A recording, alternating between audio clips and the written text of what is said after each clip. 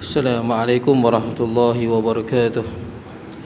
Innal hamdalillah nahmaduhu nasta'inuhu nastaghfiruh wa na'udzu billahi min shururi anfusina min sayyiati a'malina may yahdihillahu fala mudilla lahu wa may yudlilhu fala hadiya lahu. Asyhadu an la ilaha illallah wahdahu la syarika lahu wa asyhadu anna sayyidana wa nabiyyana Muhammadan abduhu wa rasuluh. Allahumma salli wa sallim wa barik ala sayyidina Muhammad wa ala alihi wa ashabihi ajma'in. Subhanaka la ilma lana illa ma 'allamtana innaka antal alimul hakim. Rabbi shrah li sadri wa yassir li amri wahlul 'uqdatam min lisani yafqahu qawli. Allahumma la sahla illa ma ja'altahu sahla wa anta taj'al hazna was-sa'ba idza syi'ta sahla. Wala haula wala quwwata illa billahil aliyyil azim. Amma ba'd. Hadirin jemaah yang dirahmati Allah, alhamdulillah pada pagi ini kita dapat bertemu. Kita sambung kitab kita Tafsir Al-Munir. Jadi kita berhenti di pedoman hidup dan hukum hakam. Ayat yang ke 15 sampai 20 baik. Qala musannifu rahimahullahu taala wa nafa'ana bi ulumi fid darin. Kata sekarang, dari ayat-ayat ini dapat diambil beberapa perkara. Kata Dr. Wabah Az-Zuhaili rahimahullah. Yang pertama, manusia sering melakukan kesilapan dalam memahami kedudukan kaya dan miskin. Jadi manusia salah perhitungan. Bila kaya dianggap Allah Ta'ala sayang, bila miskin dianggap Allah Ta'ala benci. Bila sakit dianggap Allah Ta'ala tak suka pada dia. Bila Allah Ta'ala bagi dia kesihatan, dia anggap Allah Ta'ala sayang pada dia. Jadi dalam ni silap. Kekayaan dan kesenangan itu bukanlah bukti kemuliaan dan kelebihan. Kemiskinan pula bukanlah bukti kehinaan dan kerendahan. Bukan. Dia tadi sebut dah, wa nabluukum bisyarri wal khairi fitnah wa ilaina turja'un. Kami uji kamu dengan kesenangan dan kesusahan, dengan kebaikan dan keburukan. Itu semua ujian daripada Allah. Tuan-tuan kaya, tuan-tuan sihat, pangkat elok, duit banyak, itu ujian. Tuan-tuan sakit, duit tak ada, kita tak ada pangkat yang elok, itu juga ujian daripada Allah Subhanahu Wa Taala. Baik. Kemuliaan dan kehinaan di sisi Allah bukanlah terletak pada banyak atau sedikitnya habuan dunia, bukan. Kalau macam tu, Qarun mulia lah, Qarun kaya, Firaun kaya, Abu Jahal kaya, Abu Sufyan kaya, Abu Lahab kaya, ramai yang kaya-kaya yang menentang. Sekarang kita tengok orang yang tidak beriman kepada Allah, tapi Allah bentangkan kekayaan pada dia. Kalau di situ letaknya mulia, tuan-tuan. Kemudian kemuliaan di sisinya adalah apabila Allah memuliakan seseorang hamba dengan memberikannya ketaatan dan taufik yang membolehkannya mendapat habuan akhirat. Mulia di situ. Inna akramakum indallahi atqakum. Bak rezeki itu bukan dia, sebab Allah lebihkan. Wallahu faddala ba'dakum ala ba'din fi rizq. Allah lebihkan sebahagian kamu di atas sebahagian yang lain dalam soal rezeki. Lebih tak sama. Kita dalam masjid pun rezeki lain-lain. Supaya apa? Supaya manusia liyasta'milakum fi. Quran sebut dah, supaya kita boleh hidup. Ada orang kerja dengan kerajaan, itu rezeki dia. Ada orang pergi ke laut, ada orang buat bendang, ada orang kerja sebagai di masjid, ada orang kerja macam-macam kerja, tuan-tuan. Swasta, kita orang kerajaan, supaya manusia boleh hidup. Kalau semua pakat businessman, tuan-tuan, siapa nak buat kerja-kerja yang lain? Jadi Allah Ta'ala bagi rezeki itu lain-lain. Kemudian apabila diberi kesenangan dunia, dia bersyukur dan memuji Allah. Sebab tu Nabi Sulaiman alaihi salam, bila dia dapat kebaikan, nikmat, dia sebut apa? Hadza min fadli rabbi liyabluwani ashkuru am akfur. Nabi Sulaiman alaihi salam bila dia dapat nikmat, dia kata apa? Ini adalah kelebihan daripada Allah.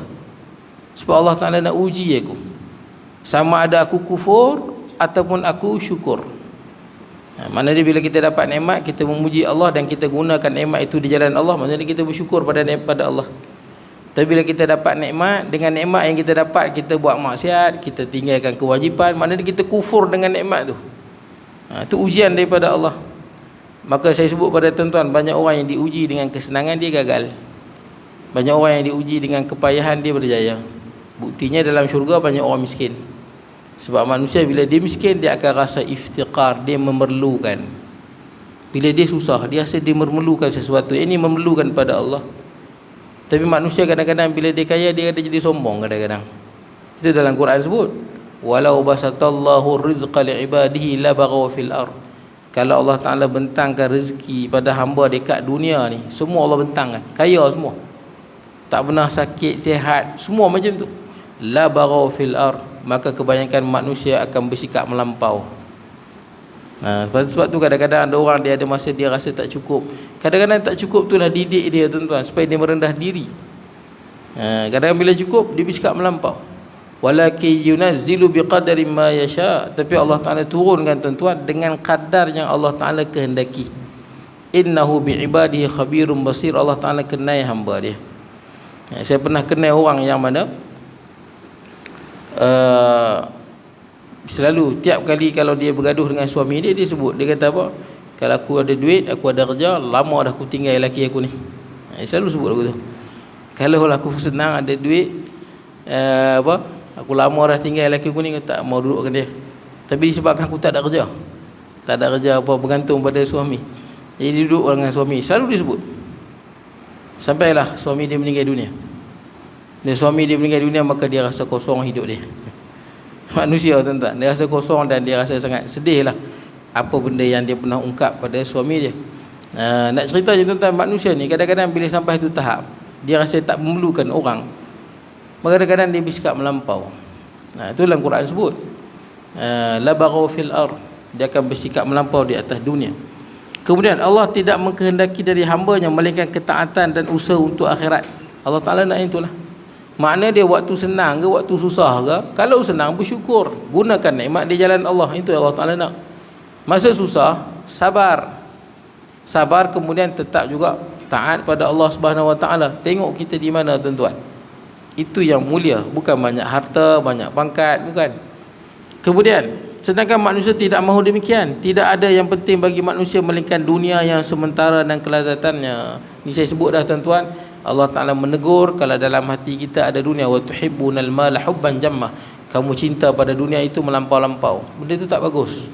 Tuan-tuan boleh ada dunia, tapi dunia jangan berada dalam hati, kerana perbuatan itu dibenci, tuan-tuan. Kemudian yang kedua, Allah menguatkan makna ayat-ayat sebelumnya dengan perkataan kalla, untuk menolak salah faham manusia dan menempelak pegangan dan fahaman yang salah itu. Allah Ta'ala nak tegur, bukan begitu. Salah cara faham ni. Baik, kat tuan-tuan ingat dulu saya cerita kat tuan-tuan yang kesabaran tanpa apa batasan tu. Cerita Abu Qilabah. Dia punya sabar tak ada batasan. Sebab apa? Ceritanya ringkas je saya sebut. Dulu saya sebut lama dah, mungkin 2-3 tahun lepas. Seorang lelaki yang seorang ulama, dia ulama yang asalnya kaya, kemudian miskin. Ceritanya Abu Ibrahim, seorang ulama salah tu, dia berjalan di padang pasir, jalan-jalan sesat di padang pasir. Sebab sesat di padang pasir ni lebih susah daripada sesat di hutan. Di hutan ni kita boleh lagi apa, kita makan daun ke, kita nampak pokok-pokok ke, berteduh ke, tuan-tuan, ada air. Sesat di padang pasir, kiri kanan depan belakang sama semua, tak ada benda yang boleh dimakan, tak ada air, tuan-tuan. Jadi dia sesat, sampailah dia bertemu dengan satu kemah Abu Ibrahim ni lah. Dalam kemah tu dia tengok kemah tu duduk tengah padang pasir, kemah yang sangat lusuh. Kemudian dia tengok dalam kemah tu ada satu orang tua dengan pakaian yang lusuh, dua-dua tangan putus, dua-dua tangan ni tak ada, mata buta, miskin. Dalam kemah apa pun tak ada. Dia jalan pelan-pelan sebab dia nak pergi tanya kat orang tua tu kat mana jalan. Dia tersesat. Bila dia mai dekat ke orang tua tu, dia dengar orang tua tu kata apa? Alhamdulillahilladzi faddalani ala katsirin mimman khalaqa tafdila. Itu dalam Al-Quran tu. Alhamdulillahilladzi faddalani ala katsirin mimman khalaqa tafdila. Ni bagus doa ni. Mana dia apa? Segala puji bagi Allah yang melebihkan aku di atas banyak makhluk dia dengan kelebihan yang banyak. Yang sebut ni siapa? Nabi Allah Sulaiman jugalah. Dan Nabi pun ajak dalam hadis kan, kalau kita dengar cerita orang sakit ke, orang ditimpa musibah, kita baca doa ni, kita tak kena musibah macam dia. Hafallah doa ni, tuan-tuan. Kita selalu pergi ziarah orang sakit, pergi hospital Tepen, ziarah kawan kita kena stroke. Baca jangan bagi dia dengar. Kita baca jauh sikit ya. Baca yang tu. Siapa baca yang tu, Kita pergi ziarah kawan kita stroke, sakit yang dia kena tu tak kena kat kita.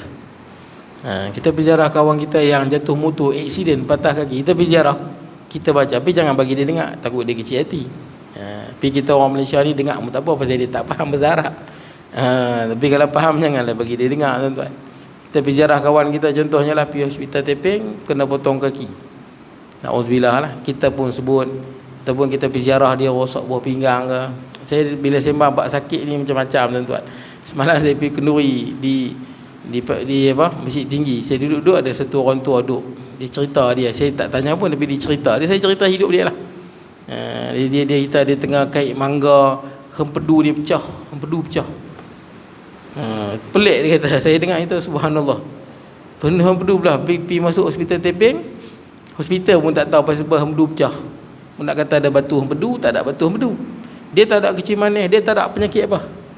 Tapi nak jadi cerita, umur dia 56, dia kata hempedu dia pecah. Biasalah orang tua kan dia suka bercerita, suka berkongsi. Saya pun dengar, tuan-tuan, dengar dia cerita. Hempedu dia pecah, pergi ke Teping, doktor pun pelik. Dan doktor pun pelik macam mana boleh hidup. Biasanya kalau hempedu pecah, pecah kat dalam, biasanya mati lah. Sebab dia pun nak cuci balik hempedu tu. Tapi pakcik ni hidup, boleh tak mati? Buang hempedu. Hempedu kalau tak ada, tak apa, tapi dah tak ada penapis. Hempedu ni nak tapis. Tuan-tuan tak boleh makan lah. Bila tak ada hempedu, tak boleh makan lah. Santannya, minyak-minyak tak boleh makan lah. Dia tak boleh tapis. Tapi dia makan juga. Yalah, dia lalu. Bila makan-makan, jadi kat mana? Usus pula, jam. Usus jam. Oh, cerita tuan-tuan. Saya dengar cerita. Berapa kali dia tunjuk badan dia, operate sini, operate. Banyak operate. Kesian tuan-tuan. Saya dengar cerita, Masya Allah. Hebatnya ujian daripada Allah. Usus pula. Lepas usus, yang terbaru ni pula, dia kata yang terbaru ni pula tak, hati dia rosak habis. Hati pun nak tapis. Dia tu penting semua benda tu. Semua penting, empedu, hati, apa semua ni penting. Buah pinggang apa ni. Tapi bila saya dengar cerita lagu tu, gitulah yang saya baca. Dia doa ni lah, mudah-mudahan kita tak kena. Dia tak faham, tak apa tuan. Kalau dia faham, cik hati dia.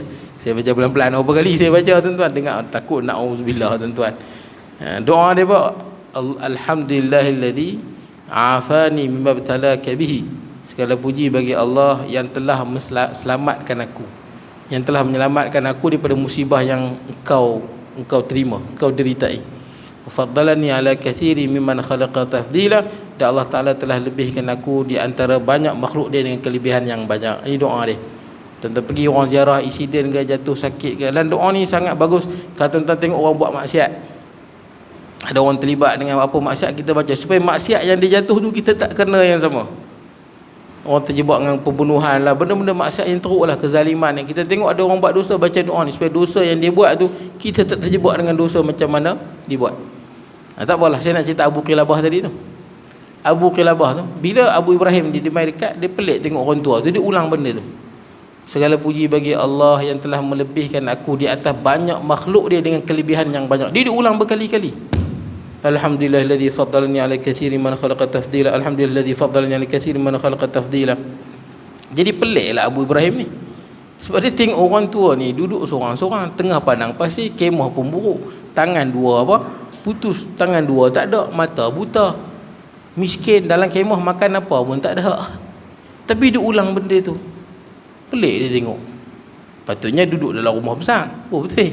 Rumah besar, kaya, mewah, pangkat. Oh betul. Ini susah macam tu, duduk macam tu, ulang benda yang sama. Itu saya kata. Yang paling tinggi apa tuan-tuan? Yang paling tinggi adalah apa? Kaya bersyukur. Bagus lah tu. Susah sabar. Baguslah. Yang lagi bagus bila susah dia susah dan ditimpa musibah, dia redha dan syukur. Itu lagi tinggi.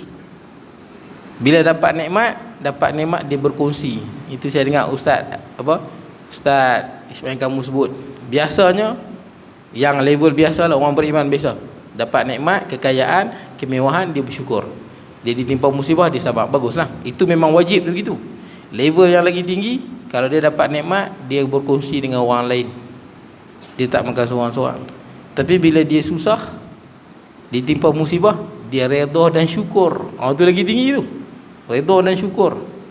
Baik, jadi tuan-tuan, Abu Qilabah ni, Abu Ibrahim ni, dia pun pelik. Dia bagi salam, Assalamualaikum, bagi salam kat orang tua tu lah, yang dia ulang Alhamdulillahilladzi faddalani tu. Kemudian orang tua tu pun jawab. Dia kata, saya nak tanya soalan boleh tak? Dia kata boleh tanya soalan. Tapi sebelum tu orang tua tu kata, boleh tak aku minta tolong sikit? Aku ni dah tak ada keluarga dah. Keluarga aku semua dah meninggal dah. Habis dah. Ada yang meninggalkan dia, ada yang dah tak ada. Kecuali aku ada anak seorang, anak kecil, umur 14 tahun. Dialah yang menguruskan aku, cari makanan, ambil air wudu, ambil segala keperluan aku. Daripada pagi tadi dia keluar, dia tak balik-balik lah. Maka bolehlah tolong cari dia pergi mana. Kalau dia masih hidup, aku harap kepulangan dia. Kalau dia dah mati, aku redha lah. Kemudian kata Abu Ibrahim, sebelum aku jawab soalan aku dulu. Abu Ibrahim ni pun ada soalan nak tanya orang tua tu. Baik, dia kata apa dia soalannya? Soalan dia kata, aku dengar hang duk baca, segala puji bagi Allah yang telah melebihkan aku di atas banyak makhluk dia dengan kelebihan yang banyak. Sedangkan aku tengok hang tak ada apa. Hang buta, tangan dua-dua kudung, keluarga tak ada, kemah lusuh, barang apa pun tak ada dalam ni. Kenapa sebut lagu tu? Kita tengok cara orang yang makam tinggi, tuan-tuan, cara dia tengok sesuatu, mindset lah. Orang moden kata mind setting. Yang penting mind setting ni dalam hidup ni, tuan-tuan kena setting ni betul. Bila setting ni betul, tuan-tuan hadapi banyak benda dalam hidup kita tabah, tuan-tuan. Kena betul setting ni. Bila kita set ni betul, insya-Allah tuan-tuan, benda yang berlaku dalam hidup kita, kita rasa ringan. Dia kata apa? Dia kata, bukankah Allah menjadikan aku manusia yang ada akal, sehingga aku boleh membezakan antara baik dan buruk.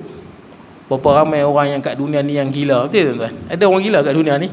Ramai. Dia bukan tengok tangan dia tak ada, dia bukan tengok mata dia buta, bukan dia tengok dia tak ada rezeki apa. Dia tengok nikmat yang masih ada pada dia yang tak ada pada orang. Dia kata, bukankah banyak orang gila? Tuan-tuan, di Malaysia ni banyak orang gila? Banyak orang gila. Dengan akal Allah Ta'ala bagi inilah aku boleh membezakan antara baik dan buruk. Berapa ramai orang gila. Di Malaysia pun ramai orang gila. Kalau nak kira seluruh dunia lagi ramai. Terkejut Abu Ibrahim. Subhanallah. Tengok syukur. Lepas tu orang tua tu kata apa? Alhamdulillahilladzi faddalani ala katsirin man khalaqa tafdila. Allah lebihkan aku di atas makhluk dia dengan kelebihannya banyak. Banyak makhluk dia yang gila, aku tak gila. Lepas tu dia kata, apa lagi nikmat dia? Bukankah Allah Ta'ala jadikan aku ni orang yang apa? Mendengar. Tuan-tuan, kat dunia dia ada orang pekak. Ramai orang pekak, tuan-tuan. Sebab kita tak jumpa apa sebab kita tak duduk dengan dia. Sebab tuan-tuan pergi jumpa tim-tim kumpulan persatuan orang pekak Malaysia. Ramai yang pekak, bukan sikit. Tu yang naik gunung Everest tu kan, yang hilang tu. Seorang meninggal, seorang hilang. Tak cari lah kot yang hilang tu. Saya ingat tak cari, kerajaan Malaysia keluarkan 1.46 juta kot cari. Seorang yang meninggal tu bawa balik lah. Yang hak pekak kan dia hilang kan, dia turun dulu. Sherpa tu kata jangan turun. Apa nama tau? Isteri dia Mu'alah, orang Penang. Dia sampai dekat camp berapa dia naik, dia dah submit lah atas Gunung Everest. Turun di camp berapa tau, Sherpa tu suruh tunggu, dia turun sendiri kot. Memang payah jumpa lah tuan-tuan. Hilang lah. Itu kalau jumpa lagi 70 tahun pun mayat biasanya masih elok lagi lah, sejuk atas tu. Baik, jadi tak apalah, nak ceritanya tuan-tuan ni pekak. Bukankah Allah Ta'ala jadikan aku mendengar? Dengan mendengar aku boleh mengetahui apa yang ada di sekeliling. Terkejut Abu Ibrahim ni tuan-tuan, Masya Allah. Hebat orang tua ni. Lepas tu orang tua tu kata apa? Alhamdulillahilladzi faddalani ala katsirin man khalaqa tafdila. Orang tua tu sebut lagi, bukankah Allah Ta'ala jadikan aku ni ada lidah. Dengan lidah ni aku boleh berzikir, aku boleh bercakap, aku boleh memberitahu keperluan aku. Berapa ramai orang dalam dunia ni yang bisu. Ribu dah yang bisu. Alhamdulillahilladzi faddalani ala katsirin man khalaqa tafdila. Tuan-tuan, orang tua ni sebut macam-macam nikmat yang ada pada dia dan orang lain tak ada. Antaranya apa? Allah Ta'ala, bukankah Allah Ta'ala jadikan aku Islam? Dengan Islam ni aku boleh beramal pada Allah, mengharapkan pahala daripada Allah. Berapa ramai dalam dunia ni yang kafir. Orang Islam ada 1.7 bilion. Selain daripada itu semua bukan Islam. Berapa banyak orang Islam, tuan-tuan? Nikmat yang paling besar Islam. Bila kita mati, tuan-tuan, kekal selama-lamanya di akhirat dengan Islam dan iman dah kita selamat di sana. Dunia ni saya, tuan-tuan hidup 100 tahun kat dunia ni, tuan-tuan orang paling kaya, paling berkuasa, paling handsome, paling terkenal, 100 tahun mati ya. Betul habis langsung. Ada iman dan Islam, tuan-tuan selamat di sana selama-lamanya. Orang tua tersebut apa ramai yang dijadikan kafir. Tidak ada dapat iman dan Islam. Tak apa saya nak ringkaskan cerita tuan-tuan. Habis semua dicerita, maka terpegunlah Abu Ibrahim ni. Betapa hebatnya apa? Syukurnya dan redha orang tua ni. Dan terpenuh tuan-tuan. Berapa ramai tuan-tuan dalam dunia ni Allah Ta'ala uji sikit lah. Uji sakit, duit banyak, tapi dah merengut. Ada orang diuji dengan tak ada duit, tapi badan sihat, dah merengut. Berapa ramai yang diuji dengan satu sudut daripada kehidupan dia, dia dah merengut macam kehidupan dia dah rosak. Orang tua ni diuji dalam segenap hidup. Macam Nabi Ayub, semua seluruh hidup dia diuji tuan-tuan. Kita kadang-kadang diuji dalam satu sudut, kita dah merengut, seolah-olah kita dah tak ada kehidupan yang baik. Tak apalah tuan-tuan, pendek cerita, orang tua tu tanya, saya ada kehendak ni, saya dah tanya mana anak saya, boleh tolong cari tak yang umur 14 tahun tu. Dia keluar pada pagi tadi ni, dah nak ke malam, dia tak balik-balik lagi. Abu Ibrahim dia janji dia pergi cari. Dia pun keluar, dia pun tak tahu nak cari kat mana, pasal dia pun sesat dekat padang pasir. Dia pun jalan, dia tak tahu mana nak pergi cari ni. Jalan, dia tengok atas gunung, dia nampak ada burung hereng lah. Yang burung hereng yang dia makan bangkai kan. Bangkai. Maka dia tengok burung banyak, dia fikir burung ni biasanya dia makan, dia akan berkumpul di tempat-tempat yang ada bangkai atau mayat. Dia pun pergi tengok. Dia pergi tengok, nampaklah budak yang umur 14 tahun tu, dia dah mati, diterkam oleh serigala, mayat dia telah dirobek-robekkan, saki-baki dia dimakan oleh burung hereng. Maka dia pun bila dia tengok budak tu dah mati, dia tak sampai hati nak bagi tahu kat orang tua tu.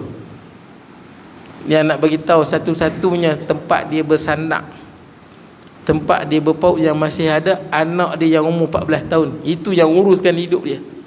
Tapi dia nak cakap lagu mana? Tempat dia paut tu dah tak ada dah, mati dah. Mati pula dalam keadaan yang sangat menyayat hati, hancur. Tinggal saki baki yang dimakan oleh burung. Dia tak tahu nak bagi tahu apa kat orang tua tu. Dia tak tahu nak cakap apa. Sampai dia fikir dan nak lari lah, biar aku lari kot, tak sanggup nak bagi tahu. Pasal orang tua tu diuji oleh Allah cukup dahsyat, yang sampai yang ini tempat bergantung pula habis. Dah tak ada apa lah, mata tak ada, harta tak ada, keluarga tak ada, anak yang 14 tahun pula dimakan. Dia pun jalan dengan hati yang sedih dan kaki yang lemah. Dia pun pergi jugalah, kuatkan semangat. Bila dia sampai, orang tua tu tanya, macam mana keadaan anakku? Kata Abu Ibrahim, sebelum aku jawab soalan aku dulu. Antara engkau dengan Nabi Ayub, mana yang lebih Allah cintai? Soalan ni dia tanya orang tua tu lah. Antara kau dengan Nabi Ayub, mana Allah Ta'ala lebih cintai? Kata orang tua tu, pastilah Nabi Ayub, ujian dia lebih besar. Kata Abu Ibrahim, kalau begitu kau bersabarlah dan tabahlah. Sesungguhnya anakmu telah ku jumpai, sudah mati dimakan oleh serigala. Mayat dia telah dirobek-robekkan dan dimakan oleh burung. Orang tua ni sedih tuan, sedih ya. Tempat dia bergantung, mesti sedih, mesti ada. Bukan makna tuan-tuan sabar, tuan-tuan tak sedih tuan-tuan. Jangan silap order fikir sabar tak sedih. Nabi, anak Nabi meninggal, Nabi Ibrahim, Nabi sedih, dia ayak mata. Nabi, sahabat Nabi yang syahid di medan Uhud dalam perang, Nabi sedih, meleleh ayak mata. Bukan makna sedih tu sifat manusia. Cuma jangan bila kita sedih, kita sebut perkataan yang tak elok. Kita mengenafi marah pada takdir, salah sana, salah sini. Sedih tu ada, tu sifat manusia. Tapi jangan melampau. Itu kata sabar. Sabar ni menahan diri daripada perkara yang haram. Sedih-sedih lah, marah-marah lah, tapi jangan melampau. Tahan, jangan bersikap melampau sampai kita buat dosa. Orang tua ni bila dengar macam tu, maka dia duduk la ilaha illallah, la ilaha, dia ulang. Lepas sebut la ilaha illallah, berat sangat ujian tu. Sebab dah tak ada tempat lah, tempat dia nak berpaut tak ada lah. Dia sebut la ilaha illallah, la ilaha illallah. Macam Nabi pernah sebut la ilaha illallah bila keadaan yang sangat menggerunkan. Kan Nabi pernah masuk dalam rumah isi Nabi, Zainab binti Jahshin. Kemudian Nabi kata la ilaha illallah wailul lil arab min syarrin qad iqtarab. Celakalah bagi bangsa Arab atau manusia. Dan Nabi sebut ni pasal apa? Nabi diutuskan di tanah Arab. Celakalah bagi sekalian manusia. Min syarrin qad iqtarab, kerana keburukan yang hampir datang. Apa keburukan tu? Hari yang Nabi masuk tu, Dinding Ya'juj Ma'juj dah terbuka besar tu. Itu Nabi sebut tu, la ilaha illallah. Orang tua ni sebut la ilaha illallah, la ilallah, sampai meninggal dunia dia. Meninggal dunia agak masa tu. Dia sebut la ilaha illallah, la ilaha illallah, la ilaha illallah, sampai orang tua tu meninggal dunia. Bila meninggal dunia orang tua tu, Abu Ibrahim ni, ulama ni, dia tak tahu nak buat apa. Macam nak buat ni, tak ada siapa kat tengah padang pasir. Siapa pun tak ada. Maka dia pun duduk kat jalan, dia cari kok ada orang lalu. Tunggu, adalah orang yang lalu. Dia pun panggil, dia kata, boleh nak mai tolong, ada dalam ni saudara kita yang meninggal dunia. Tak ada siapa nak urus. Dia pun masuk. Maka penunggang kuda tu masuk, dia pun buka penutup muka, terkejut. Rupanya itu ulama mereka. Tapi dia menjauhi pada manusia. Dia ulama asalnya, Abu Qilabah nama dia. Ulama. Tapi ulama ni dia menjauh pasal apa? Dia kena kusta. Kusta, penyakit orang kan takut kusta ni dia boleh, tu tangan dia kudung. Tangan dia asal ada, mata dia elok. Dia kena kusta, mata jadi buta, tangan dia pun kudung. Kusta tu kan dia habis luruh kan isi-isi kita. Jadi bila disebabkan kena kusta, adik-beradik pun meninggalkan dia, kecuali anak dia seorang yang setia. Dia duduk seorang-seorang sampai dia pun tak tahu ulama dia tu masih hidup. Terkejut tengok nama ulama tu Abu Qilabah. Abu Qilabah. Tak apalah. Dipendekkan ceritanya. Dia pun mandikan jenazah dia. Kemudian dia kebumikan dia. Kemudian dia pun baliklah. Abu Ibrahim ni balik ke Madinah. Sampai di Madinah, malam tu dia mimpi. Jumpa balik Abu Ibrahim tu. Jumpa balik Abu Ibrahim dalam mimpi dia. Maka dia tengok Abu Ibrahim dengan pakaian yang sangat cantik, dengan di atas tanah yang berwarna hijau. Maka dia pun tanya, apa yang Allah perbuat pada engkau? Apa balasan Allah? Kata dia, Allah Ta'ala berfirman padaku, masuklah syurga bima sabartum, kerana kesabaran. Sabar. Saya nak bagi poin apa? Bukan makna kita susah tu Allah Ta'ala tak suka. Bukan. Jangan silap tuan-tuan. Silap. Kalau macam tu banyaklah orang yang senang, sihat, dia pun tak beriman. Senang, sihat, kaya tuan-tuan, kan Allah Ta'ala redha pada dia. Pasal apa Allah Ta'ala bentangkan tuan-tuan kesenangan, kemewahan pada orang yang semua manusia? Kerana dunia ni tak ada makna di sisi Allah. Itu saja. Dunia tak ada makna di sisi Allah, tidak ada nilai.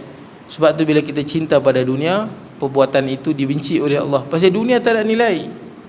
Dan Allah Ta'ala ulang berkali-kali kan, wal akhiratu khairu wa abqa, akhirat itu lebih baik dan kekal. Walal akhiratu khairul laka minal ula, akhirat itu lebih baik daripada dunia. Berapa kali ulang dalam Quran kita duk dengar? Baik. Jadi Allah Ta'ala suruh utamakan akhirat. Wal akhiratu khairul liman ittaqa, akhirat itu lebih baik bagi orang yang bertakwa. Tiba-tiba kita tak utamakan akhirat. Dalam hati ni dunia ya. Dunia. Ini bercanggah dalam Al-Quran. Dunia Allah Ta'ala bagikan dalam hadis yang disebut Ad-dunya sijnul mu'min. Dah dengar kan? Dunia itu penjara bagi orang beriman. Hadis sahih. Pasal penjara? Kat dunia tak boleh buat macam-macam. Kita tak boleh nak berzina. Kat dunia kita tak boleh minum arak. Kat dunia kita tak boleh riba. Kat dunia tak boleh terjebak dengan salah guna kuasa, rasuah. Kat dunia tak boleh terjebak dengan apa-apa budaya yang haram tuan-tuan. Tak boleh makan benda-benda, bukan semua benda boleh makan. Arak tak boleh makan. Arak kata pergi hotel pastikan ada halal, sebab biasanya hotel dia masak dia guna arak. Tuan tengok orang masak hotel kan api naik tu, dia tuang arak dan tak bagi rasa. Tak boleh makan. Jadi bukan semua kita boleh makan dalam dunia ni. Tak boleh pakai emas. Bagi orang lelaki lah, emas tak boleh pakai, sutera tak boleh pakai, orang perempuan saja. Ada orang perempuan mungkin boleh pakai emas, tak ada duit pula nak beli. Dunia bukan bagi kita. Itu wajannatul lil kafir. Dunia ni syurga bagi kafir. Nabi sebut. Pasal syurga bagi kafir, orang kafir dia tak kat dunia saja. Akhirat dia tak ada. Kita dunia ni apa? Dunia ni sementara bagi kita. Yang kekal mana? Yang kekal akhirat. Tiba-tiba kita jadikan dunia yang lebih banyak dalam hati kita. Itu satu kesilapan tuan-tuan. Itulah punca antara punca tuan-tuan yang menyebabkan hidup kita ni banyak masalah. Bukan banyak masalah, banyak runsing. Runsing tu, runsing ni. Pasal apa? Dunia akan duduk dalam hati, dia akan merunsingkan tuan-tuan. Macam penyakit lah. Penyakit kalau ada dalam diri kita, sakit kita. Dunia kalau duduk dalam hati, dia akan merungsingkan tuan-tuan, dia akan menyempitkan fikiran kita. Baik, kemudian baik, kemudian sebaliknya, kekayaan dan kemiskinan adalah ketentuan Allah. Seseorang hamba hendaklah bersyukur kepada Allah di atas kekayaan dan kemiskinan yang diberi. Disebut dalam surah hadis Qudsi, Allah berfirman, sesungguhnya aku tidak muliakan orang yang aku muliakan itu dengan banyaknya harta dunia. Nampak? Sesungguhnya aku, yang ini Allah Ta'ala sebut, sesungguhnya aku tidak muliakan orang yang aku muliakan itu dengan banyaknya harta dunia, dan aku tidak menghina orang yang aku hina itu dengan sedikit hartanya, bukan? Tetapi aku muliakan orang yang aku mulia dengan ketaatan kepadaku, dan aku hinakan orang yang aku hinakan itu dengan maksiat kepadaku. Macam tu. Maknanya dia, kalau Allah Ta'ala mulia seorang, Allah Ta'ala bagi dia hidayah dan taufik untuk terus dia beramal. Kalau Allah Ta'ala hina pada dia, maka dia akan diberi apa?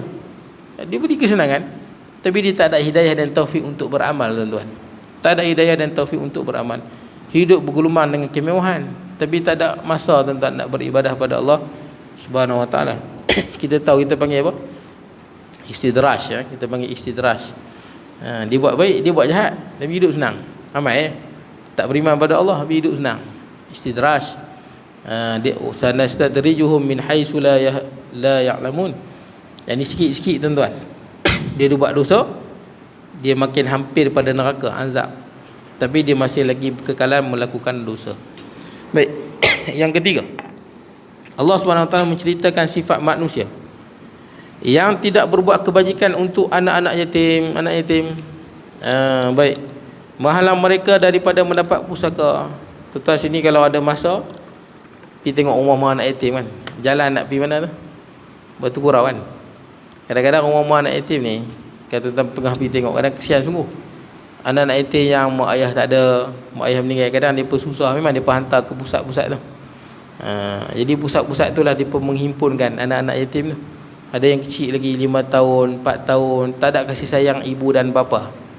Saya tuan-tuan pernah pergi tengok lah, ataupun tuan-tuan tengok dekat video ke dia buat, yang mana mak ayah meninggal, keluarga pula susah. Jadi hantar di situlah.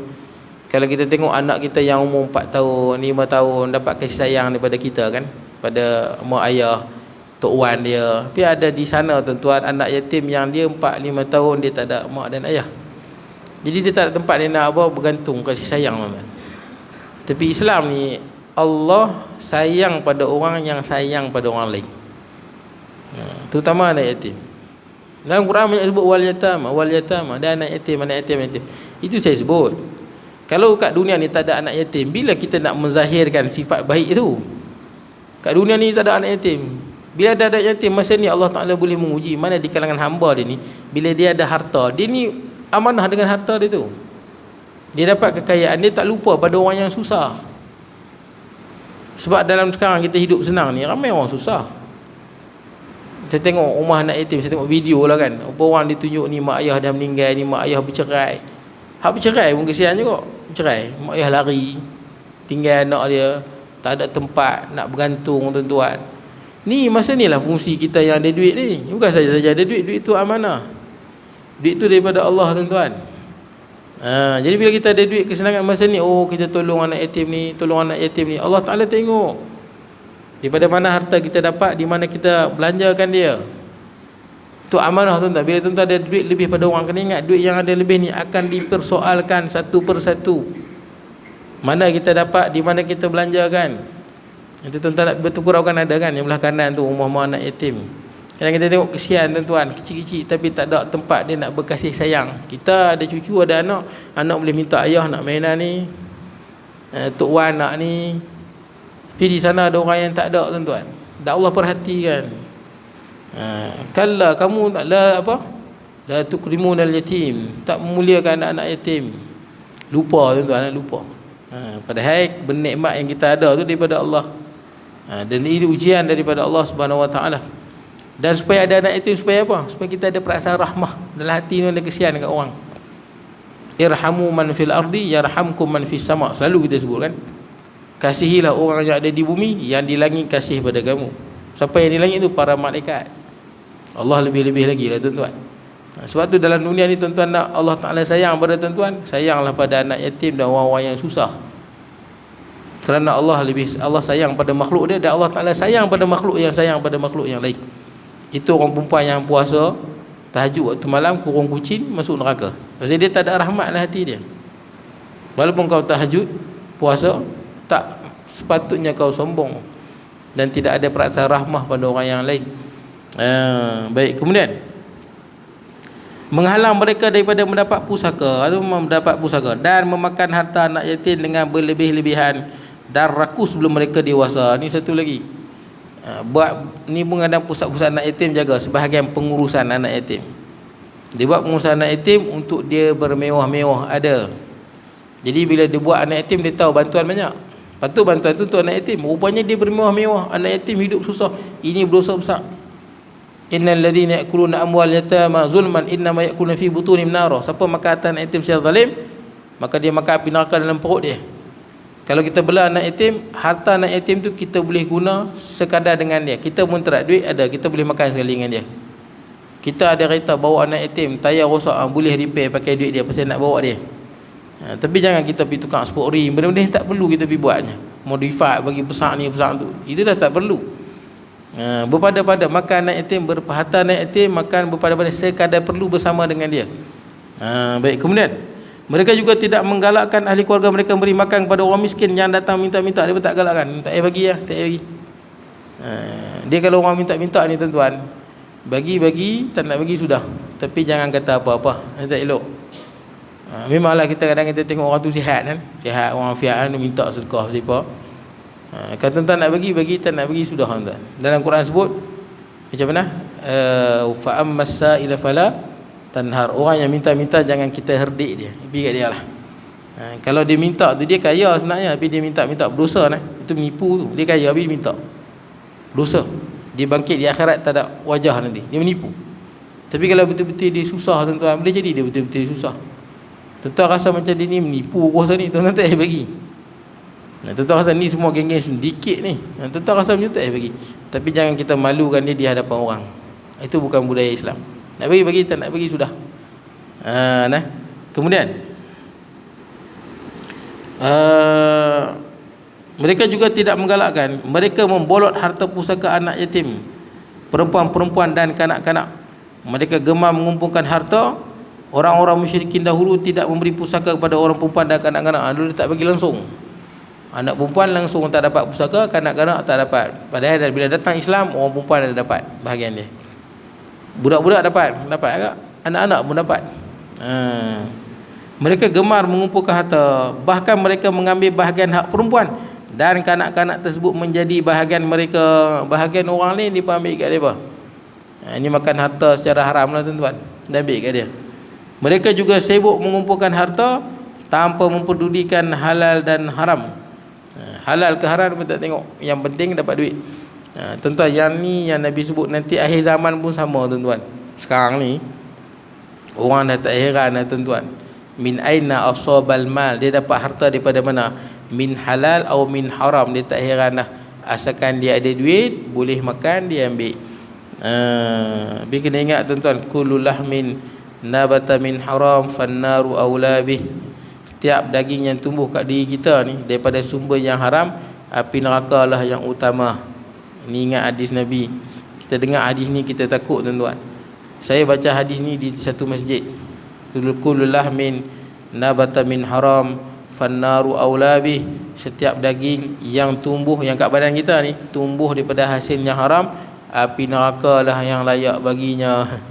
Ada satu pakcik tu, dia punyalah marah saya baca hadis tu. Saya pun terkejut. Dia marah saya baca hadis tu. Pelik saya, no? Ini hadis Nabi saya baca, kenapa nak marah saya? Saya sebut umumnya, tanpa kita mengatakan pada sesiapa pun. Tiap daging yang tumbuh daripada hasilnya haram, api neraka yang layak bagi dia. Pakcik ni serban atas kepala. Habis kuliah dia kata, ustaz, kalau ustaz kata makan daging haram, semua orang makan benda haram, ustaz. Dia cukup marah. Saya terkejut lagi. Dia kata semua ustaz pun makan benda haram juga. Saya pun kena tuan-tuan. Saya pun terkejut, kenapa orang tua ni. Dia kata, ustaz tahu tak? Dia kata kat saya, ustaz tahu tak? Orang Melayu yang jual air kelapa tepi jalan tu, kebanyakan tu semua curi kelapa. Saya tak tahu mana lah dia tahu tuan-tuan. Dia tuduh, dia kata tu orang Melayu yang jual kelapa tu semua curi kelapa. Kan dah berdosa, mana kita tahu. Berapa ramai orang yang curi dia beli, betul tak? Dia berniaga, dia ambil daripada Sabah kan banyak kelapa. Dia ambil pada mana? Dia kata dia ada pengalaman, dia kata. Dulu dia berniaga, dia kata, dengan kawan-kawan yang berniaga ni semua curi, kata. Hang kawan dengan orang yang jahat, hang anggap orang alim pun jahat. Betul tak? Itu masalah. Muda-muda dulu jahat, dah tua-tua taubat pakai serban atas kepala. Dah pakai serban, dia anggap orang sekarang ni jahat macam dia dulu. Itu bahaya tu. Dia menormalisasikan dosa sampai dosa tu biasa bagi dia. Sampai dia anggap, oh, ustaz minum air kelapa, ustaz pun makan minum air haram. Tu tak erti hukum mana tu, betul tak? Kita kalau pergi kedai, orang jual kan, jual air kelapa, kelapa tu dicuri. Tuan-tuan dapat halal ke haram yang tuan-tuan bayar? Tuan-tuan halal, betul tak? Tuan-tuan beli dengan bayar, betul tak? Yang haram dia. Tuan-tuan tak, dengan syarat tuan-tuan tak tahu. Kita tak tahu, betul tak? Kita berhenti tengok dia berniaga. Kita dapat air tu dengan beli. Halal, halalan tayyibah. Dia yang dosa pasal dia curi kelapa. Dia tak erti hukum fiqh lah. Satu sudut saya tengok, oh tak erti macam. Tuan-tuan pergi rumah orang, tolong kek sawit ke, tolong buat kerja ke, dia bayar kat tuan-tuan dengan duit haram, duit riba ke, duit menang judi ke. Dia bayar kat tuan-tuan haram, dia dapat duit tu haram, dia memang berdosa. Berkali-kali dia haram. Tapi tuan-tuan dapat duit tu, tuan-tuan bersih ke tak bersih? Bersih. Tuan-tuan dapat atas dasar apa? Atas dasar kerja. Macam tuan-tuan pergi pasar raya kan, duitnya orang bayar kat pasar raya tu ada daripada hasil judi, betul tak? Dia menang judi, dia pergi beli barang. Lepas beli barang, kita pula apa? Kita pula pergi beli barang, duit dia tu dapat kat kita. Duit tu nampak tak? Duit orang menang judi ada, duit orang jual dadah ada masuk dalam interaksi perniagaan. Kita pula dapat duit tu bukan melalui itu, kita dapat melalui apa? Atas dasar apa kita dapat? Dia tengok ke situ.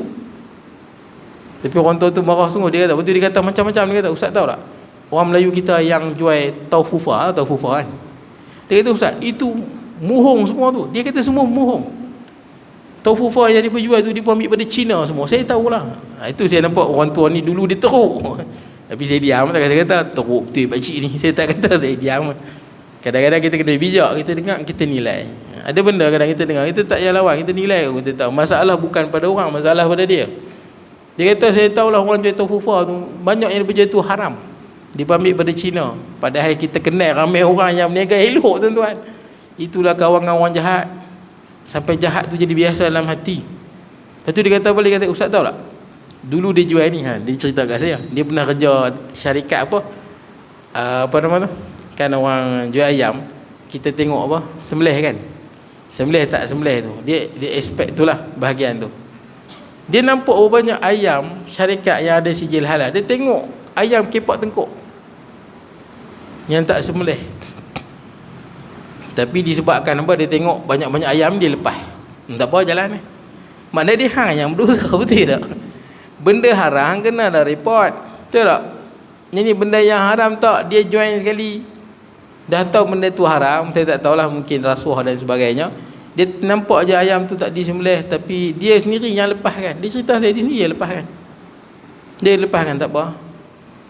Kalau bukan begitu, tuan-tuan, kita beli ayam, kita tengok sembelih elok, halal kita makan, tuan, cukup halal. Kita tengok zahir saja. Di segi hukum fiqh senang, tuan-tuan. Yang haramnya kita nampak je lah, tu yang zaman Nabi. Kan ada orang apa yang dia pun baru masuk Islam. Baru masuk Islam, tiba-tiba bagi kambing bakar, masak kambing. Sahabat Nabi nak makan pelik, dia pun ni baru masuk Islam. Bila masak sembelih kambing, tak makan takut kecil hati. Tanya kat Nabi, Nabi kata apa? Samullah wa kulu, sebut nama Allah dan makan. Betul tak? Sebut bismillah, makan. Sebab tu banyak orang isap okok, bismillah, bismillah. Berkat sikit. Baik, tak apa tuan-tuan. Jadi nak ceritanya tuan-tuan, kita tengok zahir sudah, kita mana tahu batin. Saya dengar cerita ni, ui, dahsyat orang tua ni. Saya dengar cerita dia. Lepas tu dia cerita, ustaz tahu tak? Ustaz dia kata kita makan benda haram. Ustaz tak? Ustaz yang ustaz pergi beli kerang ikan tu, orang Melayu kita ni banyak curi. Dia tuduh pula orang Melayu kita curi. Ilah ilallah. Saya mai pak saya nelayan tuan-tuan kat Penaga tu. Saya tahulah macam mana dia susah payah dia pergi ke laut. Dia ada laut kapal, masa bila dia curi. Dia kata orang Melayu yang pergi ke laut semua curi, nampak tak? Hang hidup dengan dosa, hang kawan dengan orang jahat, hang anggap orang jahat macam hang. Ini dah tahap kritikal, tuan-tuan. Sayang dah tua, serban atas kepala, sangka buruk dengan orang. Pasal apa jadi sangka buruk dengan orang? Pasal hidup dengan dosa. Saya tengok memang teruk orang tua ni, saya nampak itulah hati dia. Dia ni memang teruk. Tapi saya tak kata lah kat depan, pakcik memang teruk lah. Ni marah pula saya tuan-tuan. Tapi saya tengok memang kritikal orang tua ni. Saya dengar tuan-tuan, geleng kepala saya dengar. Bukan geleng kepala dengan cerita dia, geleng kepala kat dia sebenarnya. Saya geleng kepala, dia tak perasan saya geleng kepala kat dia. Dia ingatkan saya geleng kepala dengan cerita dia, geleng kepala kat dia.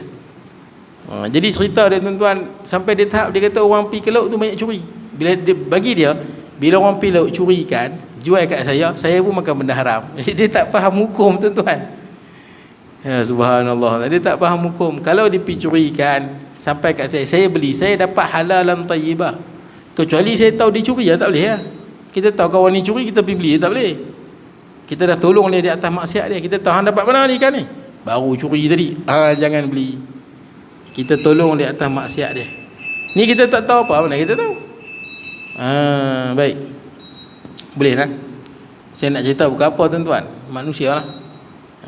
Dia cukup, rupanya dia marah saya sebut hadis tu. Dia muda-muda dulu memang duk terjebak ke benda haram. Saya baca hadis tu, saya tak kata kat siapa-siapa pun, umum. Hadis tu sentak mati dia. Tu kadang siapa makan cili terasa pedas. Dah dia tersentap, dia pergi tuduh semua orang Melayu. Bagi dia tuan-tuan, sampai disebut kat saya, dia kata apa? Orang Melayu berniaga ni bagi saya ustaz, semua mohong. Sampai macam tu dia sebut. Saya geleng kepala tuan-tuan, takkanlah hidup tak pernah jumpa orang Islam yang berniaga elok. Sampai dia sebut macam tu, berapa kali dia ungkap. Dia kata orang Melayu berniaga ni mohong semua, 90% mohong semua. Serban atas kepala, umur dah 70. Saya bila tengok hati ni, ya Allah, itu dosa kalau dah gelap hati, sukar tuan-tuan. Nak bagi elok, hati tu jadi gelap. Baik, inilah yang banyak berlaku sekarang di seluruh dunia, termasuklah di kalangan orang-orang Islam sendiri. Nampak dia sebut lah, sehingga orang Islam pun terjebak dengan benda-benda ni tuan-tuan. Baik, jadi elakkanlah tuan-tuan daripada benda-benda yang haram. Takut jadi macam pakcik tu, dah tua main masjid, kadang-kadang jadi imam. Takut. Lagi satu dicerita kat saya juga, dia cerita, saya dengar kita tak counter balik. Kalau kita counter balik, nanti dia tak mau cerita lah. Kita dengar, cerita. Dia cerita lagi, masa muda dia cerita, dia duduk di Kuala Lumpur dulu. Dia duduk dengan kawan dia semua isap ganja. Saya tak isap lah ustaz, tapi saya tolong balut. Saya dengar, kalau semua isap ganja hang tolong balut, macam mustahil lah cerita kan. Nak cerita muda-muda isap ganja, terlibat dengan benda haram ni, mana nak bersihnya hati. Takut sampai ketua hati tu duduk gelap. Tu yang kita tuduh semua orang Islam ni jahat. Semua orang Islam berdosa tuan-tuan. Selagi mana dia tak ubah sangkaan tu, dia anggap semua orang Islam yang berniaga di pembohong. Selagi hang sangka lagi tu, salah lagi tu, hang berdosa. Pasal bersangka buruk dengan orang Islam, mana boleh sangka buruk. Baik, kemudian akan datang kita sambung ayat yang ke-21 sampai ayat yang ke-30. Ayat yang ke-21 sampai ayat yang ke-30 surah Al-Fajr. Jadi habislah tuan-tuan kenaan dengan pedoman hidup.